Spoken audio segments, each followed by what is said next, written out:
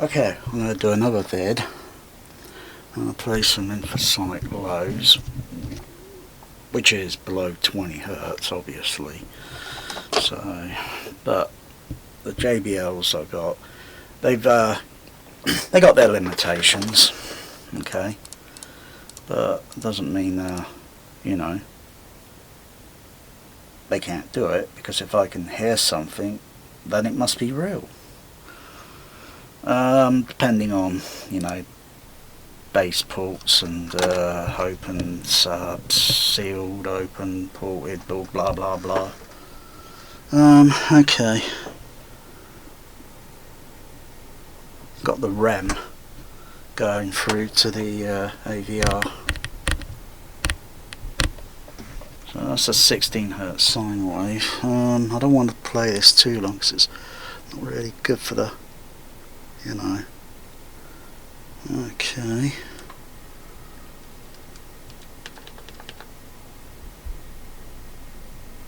I'll turn some of those filters off, which is only equalising for the room. Let's turn that down. Alright. I'll have to play back the video and play it back over the same sound system. See whether the microphone picks up. Of course, I've got the fans running on the amplifiers. Here in the corner of the kitchen, I can hear it. Often, when traffic, such as buses, certain buses that have a poorly tuned engine, the resident, sometimes it's so unbearable on the bus, you just think, bloody hell, I don't know how anyone can put up with it, you know.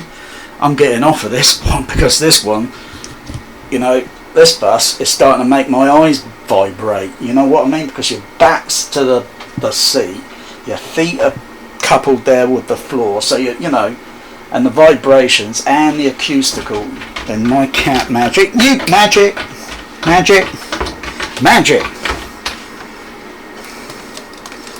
like this, every time I come into the kitchen he has to be rewarded.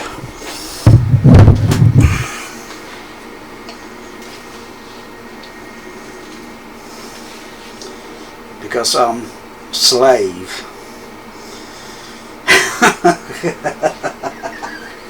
There you go. Okay. So.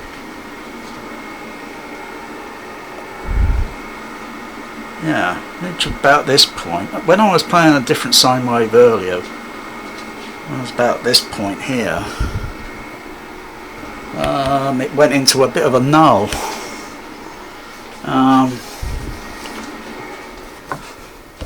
Of course, do this very carefully.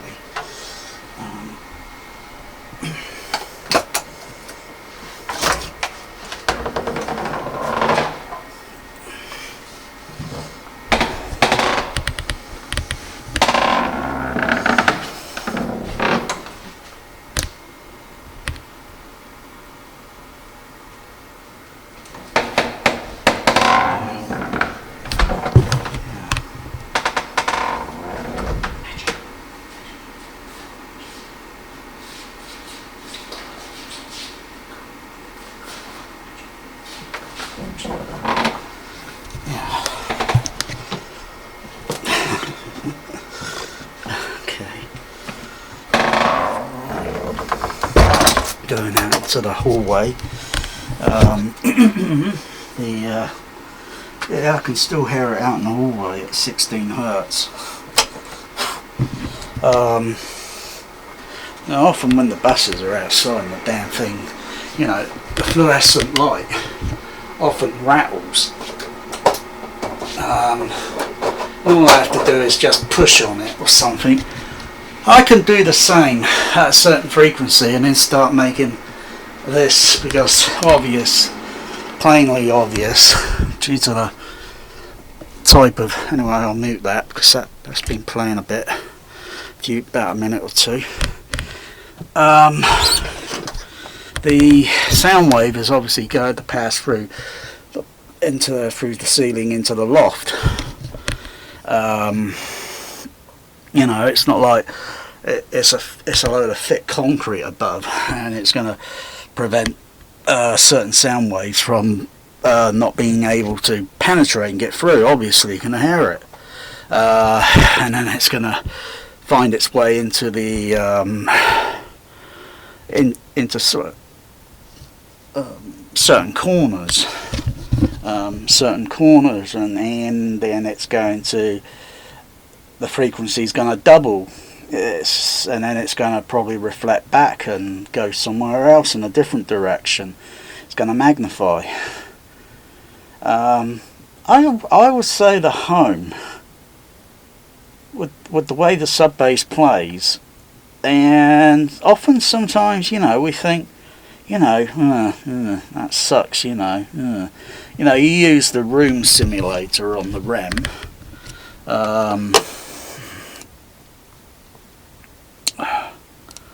Use the room simulator. That's roughly, if I were to put a few subs around my room in that order, I should get a frequency response that would look like so.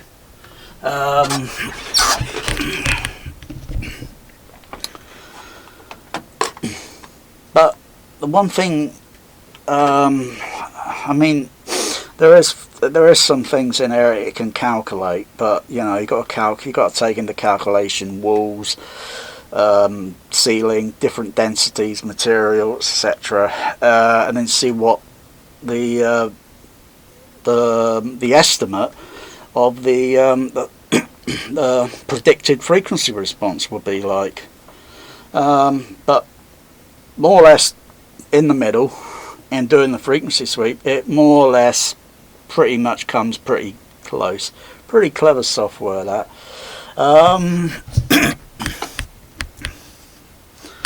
But it doesn't know there's a loft above, or what's below, or whatever, and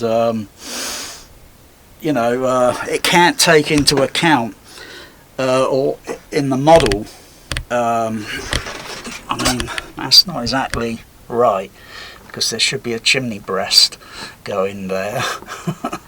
So that's pretty solid, you know, so it's not taken into account that. I wonder if the bass wave will go through the flue, which is there. That's where it used to be a fireplace, and not many people now use a fireplace. Central heating's the sort of thing. Night storage heat is a waste of money, or waste of efficiency. Anyway, the flue, well, that's going to go up, and then it's go up to the chimney, which is closer to it than the other floors. So my flue here on this flat would travel then up, and then I wonder if I could use that as a extend the and then, well, I need someone to get on top of the roof to fit a piping on the chimney outlet for my flue, and then channel it back down through the roof so it comes to an opening. You know what I'm thinking? Yeah? I'm curious. I just want more uniform bass. Immersive bass.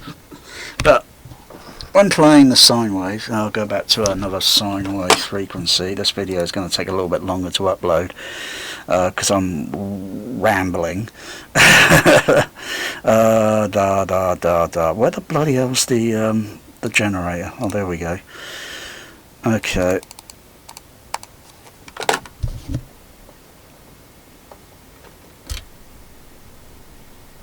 Okay, I'll generate 13. Or how about 12.5? Alright, 12.5 hertz.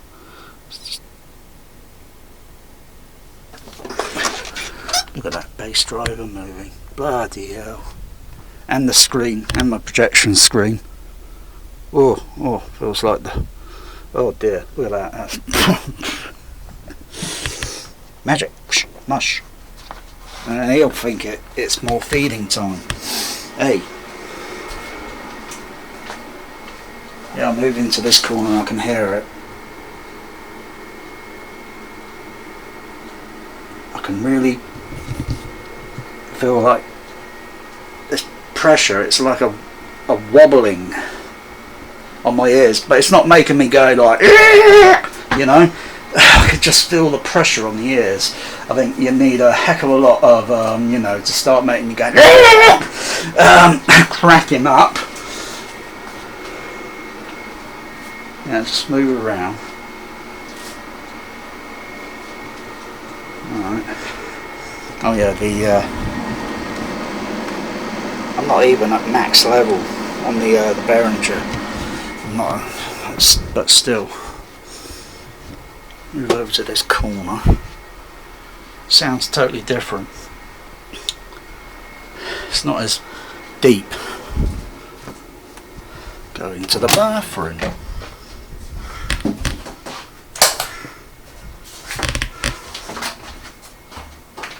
Don't notice it much in here. As if it's kind of gone into a kind of null.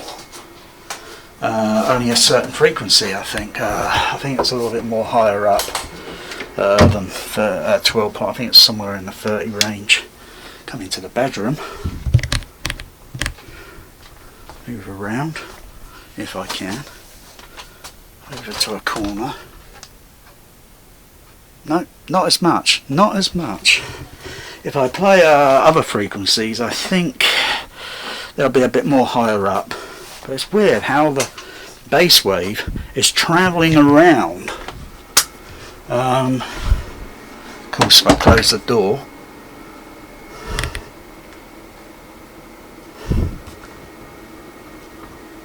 door's not rattling as much, depending on the frequency. Look at my JBL's going, alright, it sees it off, it sees it down, it sees it down. Ease it down. Ease it down, ease it down, ease it down. Okay, let's go a little bit higher up. Try 25 hertz. You know, what's wrong with that? You know? It's not like films only play below 20. Bloody hell, if they, or worse, just play below 10 hertz. Bloody hell. A lot of joy that would be, wouldn't it? You know, it wouldn't be, you know, would definitely be on another planet. Right, 25 hertz.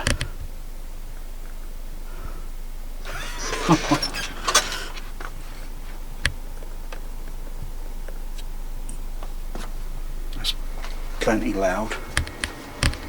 Let's move around. Yeah, it's a bit more audible round, a bit more higher. It's not kind of like, it wasn't doing the same thing like for 12.5 hertz was doing on my ears. And of course in this corner it's a bit more higher, it depends on the frequency. Let's go over into the bathroom. In the bathroom, it's a bit more noticeable. So it finds a way. It's like different areas are acting like filters. And of course with doors being opened and closed. Go in the bedroom again. Can't hear it much here.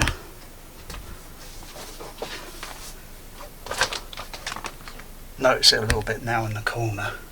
So if I go somewhere up in, I guess in the 30 to 40 hertz range, I think it is, it starts to get a little bit, you know, but I can't tell what way it's working, downward and upward. I can't move around in those areas. Wow. Apart from that pressure frequency, it fills the entire room. Whew, fade that down. That's just about generally it. Whew. not really doing it to, you know, the point of rattling all the flipping items. Mostly the floor's concrete based, and which is good, because you know, ain't gonna rattle floorboards and that, and then you're gonna have to go around screwing and hammering down the bloody floorboards because they're rattling and buzzing, because it's not part of the soundtrack. Bloody hell, that's a workout, that is. I tell you, get a workout with just walking around. Of course, if this were done outdoors, mute that and put those other filters, put that back on, because I'm EQing it for the room. Yeah, that's just about it generally for now. I might just explore looking at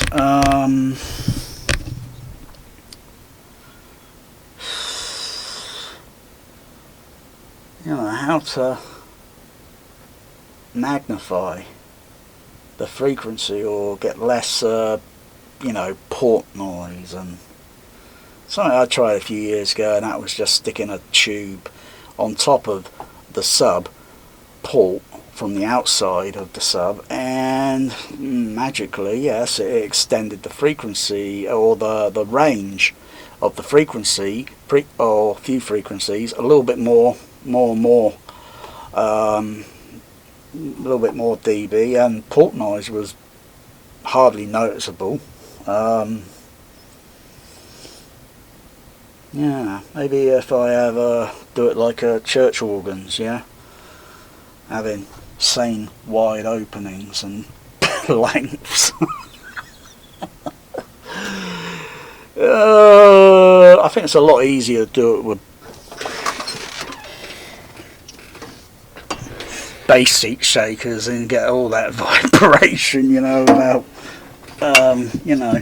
But other than that, you know, things like Chinook helicopters, sometimes a Chinook passing this way, that way's north, that's east, and that's west.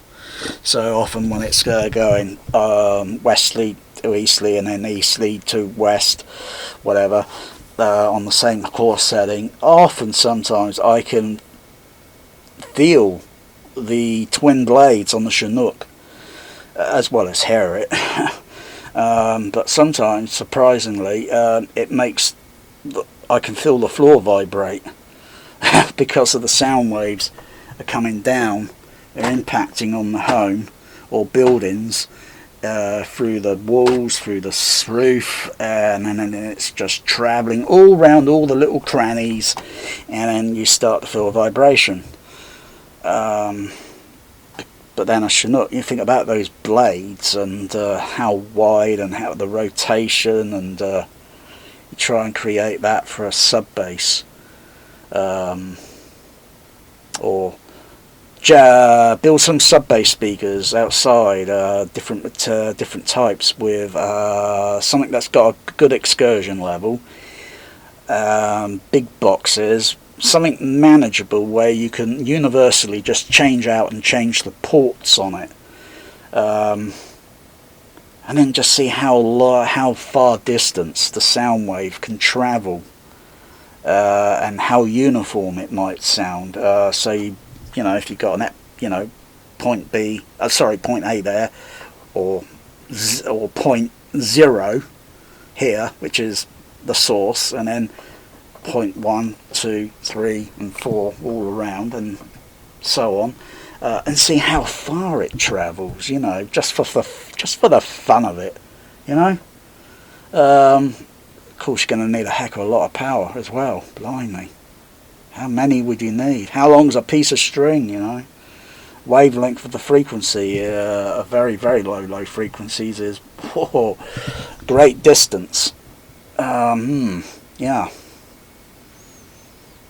But when you hear all the real world sounds of aircraft and helicopters Chinooks particularly. Chinooks are pretty unique, and you know you can hear the blades going and then putting out the sound waves that are just oozing out. Yeah, pretty interesting. So, I mean, would it be like fucking Irene? I mean, fucking Irene. I mean, Black Hawk Down, helicopter rotor blades, Black Hawk helicopters, and fucking Irene. You know? Yeah. I mean, fucking Irene is pretty good in this room. I mean, I don't often play fucking Irene, but when I do, it's mostly in the daytime when it don't piss people off.